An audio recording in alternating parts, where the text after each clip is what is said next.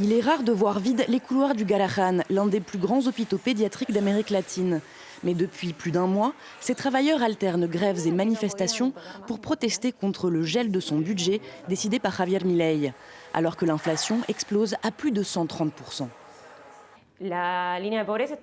Aujourd'hui, la ligne de pauvreté est à 720 €. Et moi, je n'en touche que 540. Impossible donc de satisfaire nos besoins les plus basiques.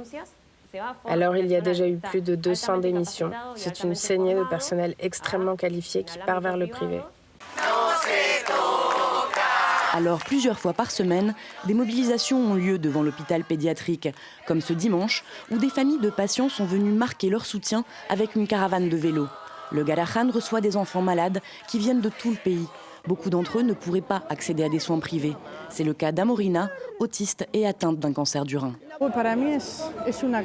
C'est notre deuxième maison, un foyer, presque la famille.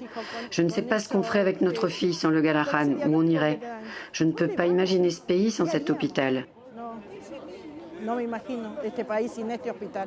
C'est pourtant bien la survie de l'hôpital qui est en jeu. Après un mois de mobilisation, le gouvernement continue de se montrer inflexible, refusant toute augmentation de budget. Il joue la carte de l'épuisement. Le personnel ne peut plus vivre dignement. Des services entiers ferment, les gardes sont réduites. On ne va pas pouvoir continuer longtemps comme ça, alors que le Garrahan est un phare, une référence pour la santé publique en Argentine et dans tout le continent. Javier Milei ne cesse de le répéter, il est arrivé au pouvoir pour détruire l'État argentin. Et il est en train de le faire. Au-delà de l'hôpital Garrahan, c'est toute la santé publique, mais aussi l'université, le système de retraite. En fait, l'État-providence, ce qui faisait la spécificité du modèle argentin en Amérique latine, qui est en train d'être démembré.